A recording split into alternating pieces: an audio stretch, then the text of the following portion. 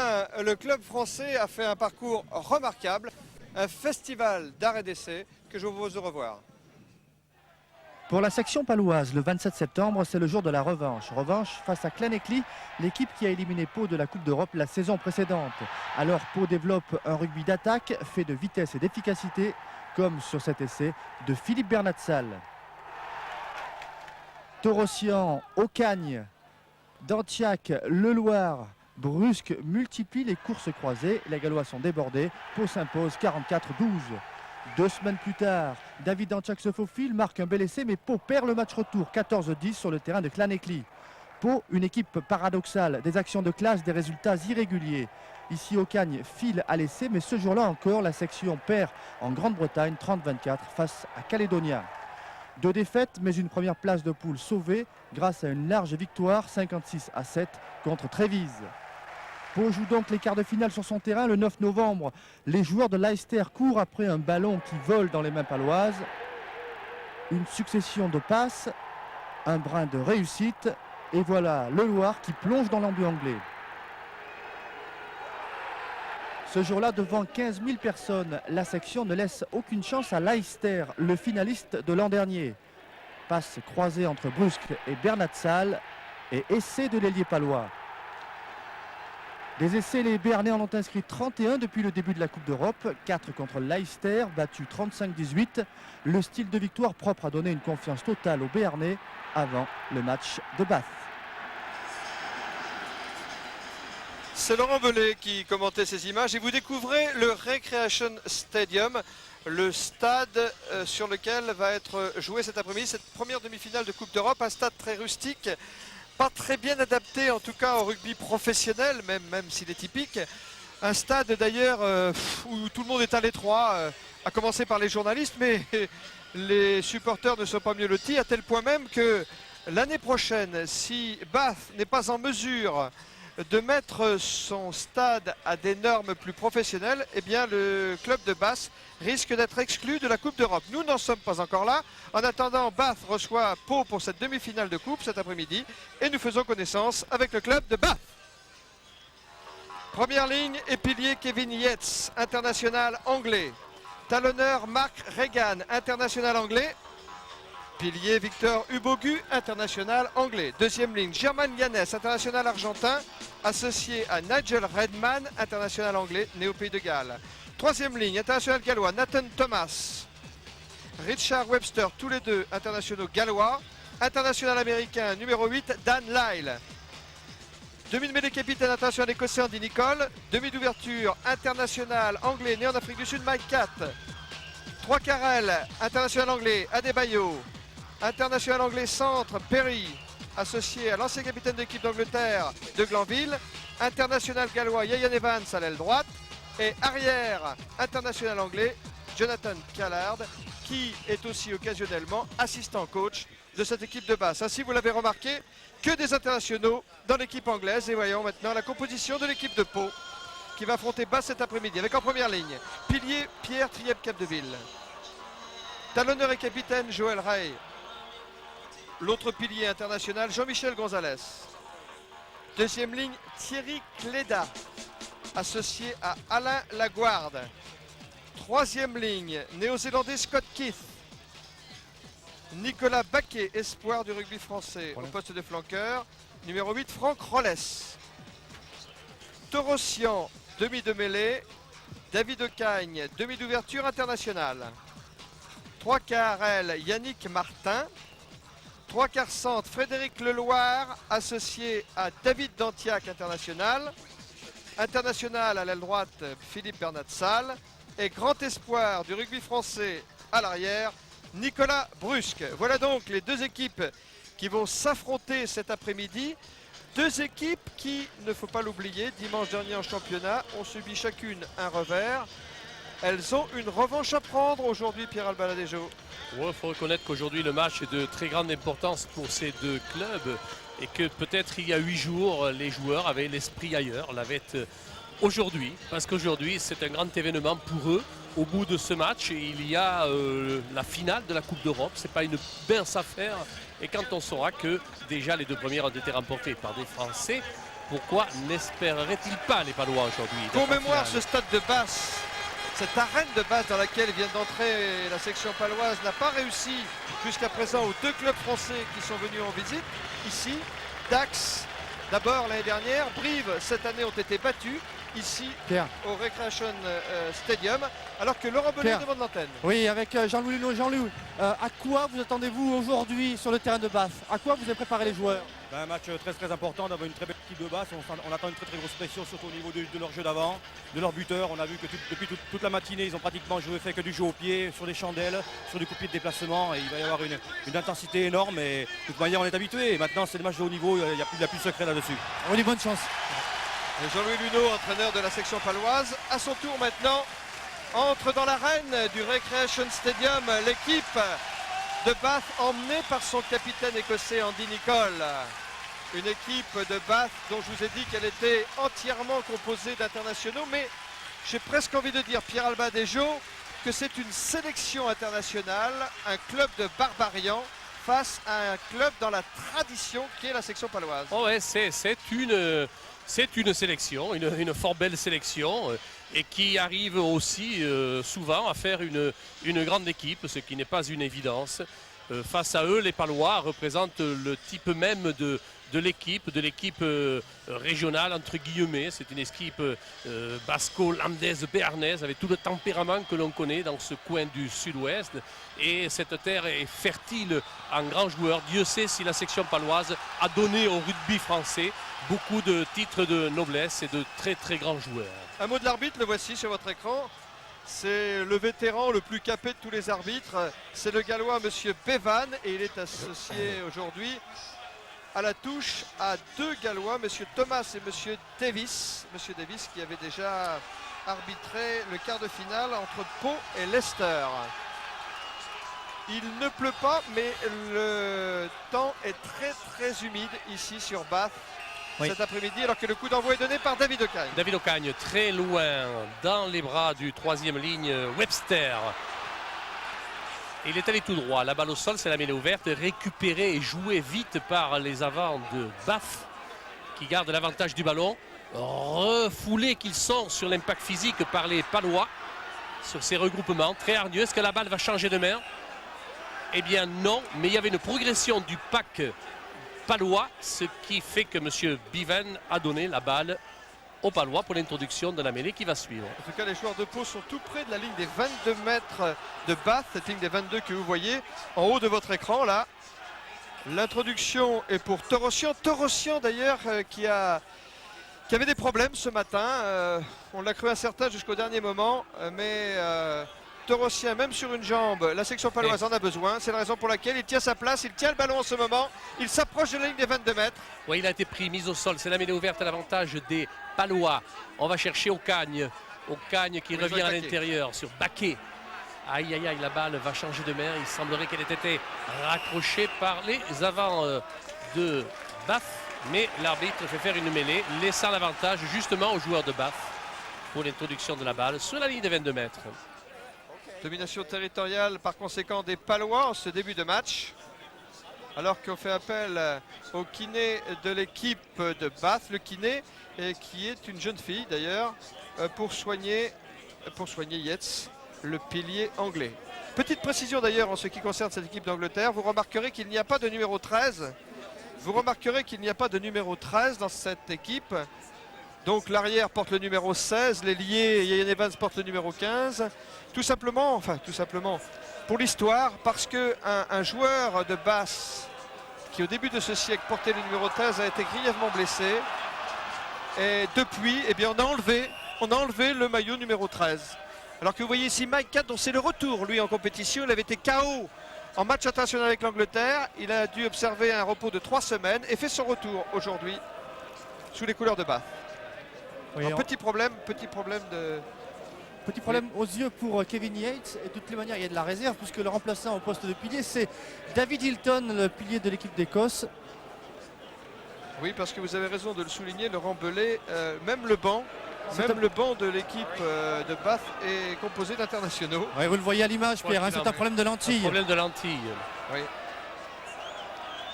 C'est la raison pour laquelle le jeu est arrêté. Et Pierre, on va peut-être poser la question à Jean-Louis Luneau. Il y avait une bonne entame. Ce style d'arrêt de jeu, est-ce que c'est bien ou pas bien selon vous? Et on s'aperçoit que l'Anglais a perdu sa lentille. Il est certain qu'il aura des difficultés à jouer, mais c'est pas normal qu'on puisse arrêter autant de temps. Tout à fait, il a raison Jean-Louis Luneau. Après tout, il n'est pas blessé, donc il peut se faire soigner hors du terrain et le jeu devrait... Oui. Mais c'est un joueur de la première ligne. Mais c'est un joueur de la Ouais, première il n'y a ligne. qu'à le remplacer rapidement parce qu'on est en train d'élaguer tous les temps morts dans le rugby pour accélérer le jeu. Et voilà que l'on perd comme ça en tout début de match. La concentration. En tout cas, c'est une anomalie, oui. Oui, mais cette, ce que disait Jean-Louis Luneau à l'instant, c'est pas un saignement, c'est un joueur de première ligne, donc le règlement stipule qu'on est obligé d'attendre. Oui, d'attendre, oui, mais on l'aurait remplacé aussi rapidement. Mais c'est vrai aussi que les remplaçants sont dans les tribunes, comme toujours. Ça aussi, il faudra nous l'expliquer un jour. Pourquoi ne serait-il pas aussi bien sur un banc de touche, prêt à intervenir? Oui, il faudra nous expliquer aussi comment on peut faire jouer une demi-finale de Coupe d'Europe dans un stade aussi malcommode. Alors la que pendant ce pénalité. temps, il y a pénalité en faveur de Bath, sifflé par M. Bevan. Ah, ils ont joué Il colle tout de rapidement. suite pour 4. 4 qui a trouvé De Glanville, plaqué.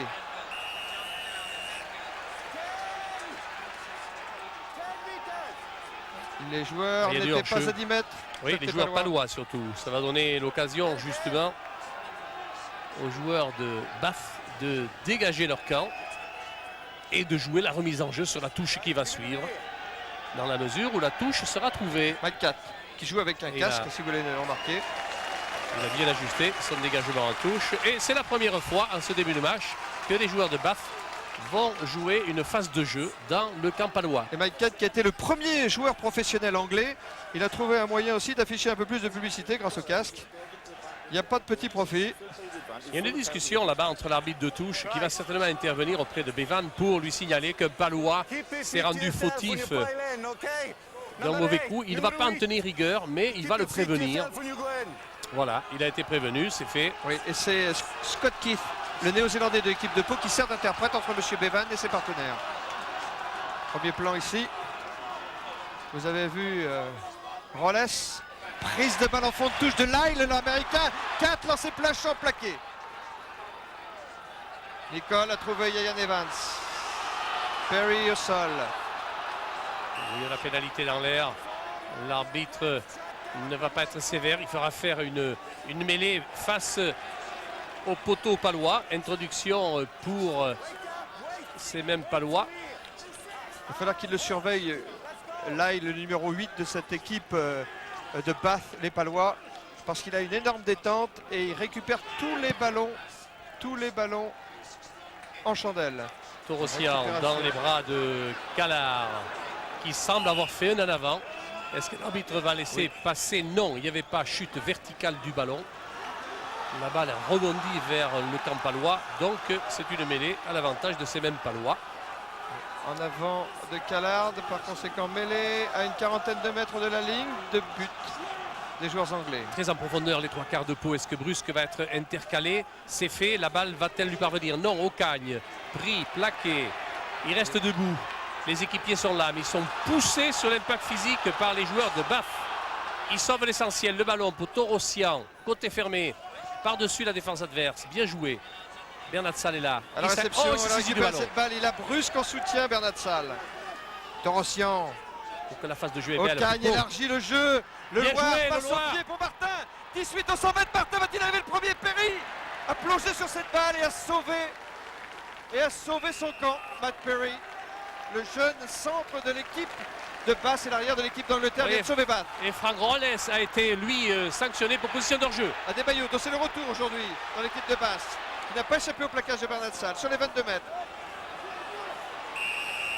Encore une pénalité sur le regroupement. Les Palois ont été au-delà de la balle. C'est ce qu'a sifflé monsieur Bevan.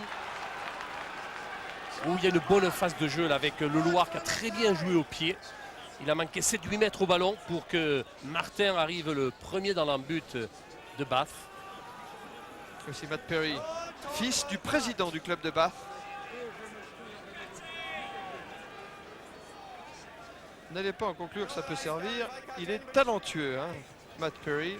Il l'a montré il y a 15 jours contre la sélection néo-zélandaise avec l'équipe d'Angleterre. On voit la passe au pied de Le Loir qui était destinée à Martin. Regardez Perry. s'est couché sur cette balle et qui a sauvé son camp parce que là, il y avait danger. Allez, dans l'alignement, il sera difficile de leur subtiliser la balle, ces joueurs de Bath. Regan a fait lancer Redman après la balle à deux mains. Oui, et c'est sur lui que s'est créé le molle. C'est sur lui que tout le pack s'est regroupé du côté de Bath, avec un tourniquet qui dégage comme ça les avants de Bath, porteurs du ballon. Ubogu au sol. Oui, mais là c'est la mêlée ouverte, on ne progressera plus. Et on Nicole a joue dans le grand trouvé. champ. Elle est belle la chandelle, elle est belle. Nicolas Brusque est bien placé pour faire l'arrêt de volée. Réception. Arrêt de voler Dans ces 22 accepté. mètres, il est accordé, oui.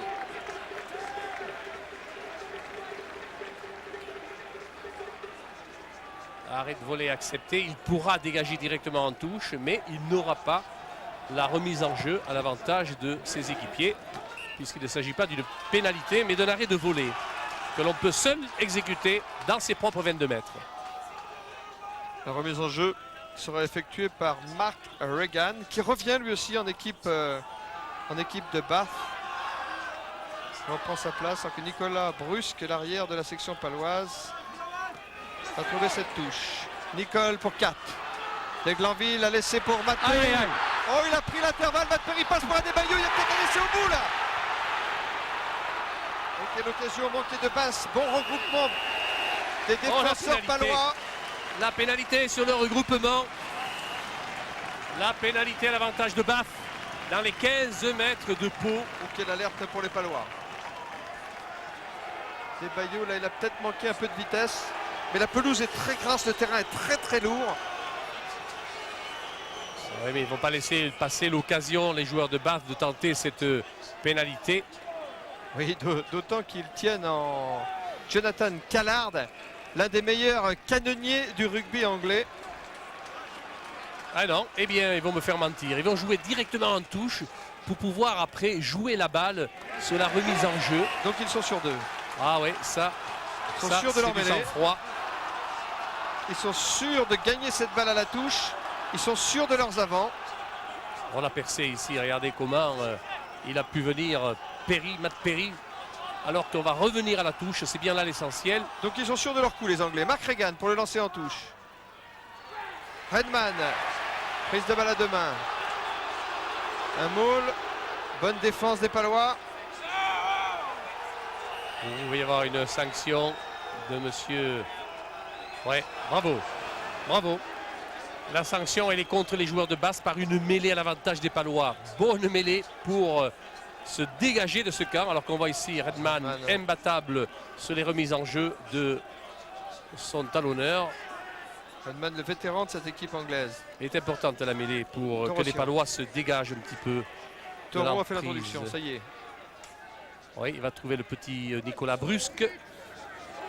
Petit parce qu'il est jeune, mais il est grand et il a beaucoup de talent. Long dégagement. Comparé au stade du Hameau à Pau, l'embute du stade de Bath est lilliputien. Oui, il fait 3 fois moins presque. Oui. 20 mètres d'un côté et 7 mètres de l'autre. 7 mètres ici d'embute.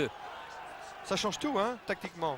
Oui, c'est bizarre d'ailleurs que l'on tarde à réglementer une bonne fois pour toutes ces embutes. Redman à nouveau. encore, oui. Oh, il y a un petit côté avec Regan là qui est en embuscade. Ouais, mais je crois que la remise n'était pas droite. Il y aura donc une mêlée à l'avantage des Palois.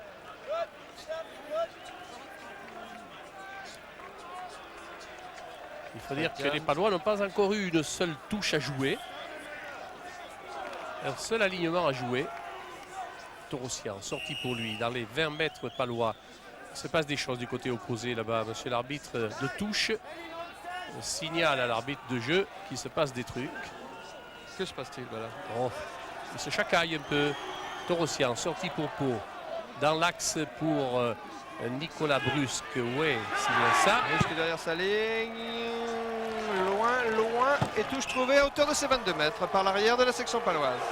Nicolas Brusque qui fait partie des 27 joueurs appelés par les sélectionneurs pour le regroupement de ce début de semaine à Narbonne.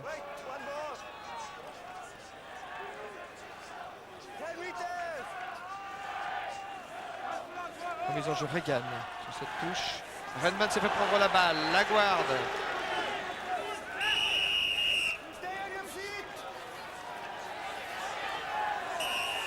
Ils ne sont pas à 10 mètres, les joueurs de base, on les fait reculer, on joue rapidement du côté de Pau. Ils ont intérêt, Pau, à emballer le match.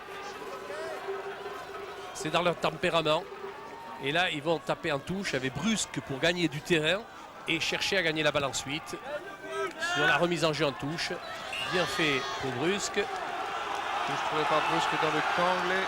Il reste à Joël Rey, le talonneur de Pau, de trouver un bon preneur de balle dans l'alignement pour que le jeu continue à l'avantage des Palois. Remise en jeu de Ray, détourner cette balle par la Guarde. Oh, c'était pas un cadeau. Hein. Grosse pression, hein. Il aurait Grosse pression sur les Il aurait mieux Palois, fait de garder la balle pour raison. que l'on fasse un molle plutôt que donner ce mauvais ballon à Torossian. C'est une nouvelle mêlée. Oui, mais attention, ça change tout parce que l'introduction de la balle sera pour le demi de mêlée Andy Nicole, qui est aussi le capitaine de cette équipe de Bath. Balle prise par Lyle, le numéro 8 américain de cette équipe anglaise. Récupération par les Palois qui Et perdent en à nouveau avant. le ballon et Nicole. Il y avait un avare à l'avantage des Palois. Il laisse jouer quand même, monsieur Bivan. 4 qui a enlevé son casque. C'était un peu pour la pub du début de match, je pense, dans les bras de Brusque, Oui. cette balle, qui ne peut pas dégager en touche directement. Il donne un long coup de pied devant lui. Callard à la réception, l'arrière anglais. Tape à suivre. Récupération Rolles pour Pau. Rolles pour Torossian. Torossian toujours. Torossian qui a franchi la ligne médiane. Persistera pour Rolles. Est-ce que c'est bien joué tout ça? Il y a Baké Oh, mais maintenant. c'était bon. Il y a un essai. La Guarde devant. Ira Devant. Oh, que le mouvement était merveilleux, que le jeu de passe était beau, avec la longue percée de Torossian, avec toujours du tempérament, des jambes aussi. Et la dernière passe a lieu avec un en avant, un léger en avant, qui n'a pas échappé de Torossian, avec une balle remise à l'intérieur sur Roll. Roll, puis c'est Baké. Et puis Baké qui a donné à son deuxième ligne Cléda. Et c'est à ce niveau-là que l'arbitre a soupçonné l'en avant. Mais les balles au demi-mêlée de Bath. Nicole. Ouh, ça se passe mal du côté de Gonzalez et de Yates. Il y a eu des malheurs, hein, Gonzalez, vous savez. Son sac de sport n'est jamais arrivé à destination. Il a dû faire des achats dans les magasins de Bath hier. Et il était très malheureux parce qu'il a plein de petits porte-bonheur, des petits gris-gris qu'il n'a pas retrouvés. Et ça l'a perturbé toute la journée d'hier et même ce matin, Michel Gonzalez. Contré par Ocagne à la réception de la balle, reprise par les joueurs de Bath. C'est Nicole qui provoque ce goal. C'est la ligne des 22 mètres de Bath que vous voyez là. Ballon pour 4. 4, oui, qui a dégagé et qui a trouvé une très belle touche. Oui, à 40 mètres, cette touche à 40 mètres de la ligne d'essai de Pau. Trouvé par Mike 4. Ah, il est précieux, Mac 4, comme est précieux David Ocagne au poste délicat de demi d'ouverture à Pau. Alors que la remise en jeu va être effectuée par Joël Ray, le capitaine de la section paloise. Vous voyez que côté palois, Pierre, eh bien, on a envoyé Sébastien Vignolo s'échauffer parce que Franck Rolles a été touché en début de match. Gros plan sur Redman. Ray, Leda, non, c'était pas pour lui, c'était plus loin. Et le regroupement à l'avantage de Pau qui progresse. Encouragé en cela par le demi-mêlée Torossian qui va réclamer la balle. Cléda. Retourné, mais la balle est dans le camp palois. Pénalité pour la section paloise. Sifflé par M. Bevan. Un joueur de Bath est mis à la faute. Pénalisé par M. Bevan par conséquent. Et Nicolas Brusque donc qui va chercher à trouver une touche dans le camp de Bath. Qui trouve cette touche tout près des 22 mètres de l'équipe anglaise. C'est la 16e minute de ce match, ici à Bath. Et les deux équipes sont toujours à égalité 0-0 en demi-finale de la Coupe d'Europe. Remise en jeu, Joël Ray.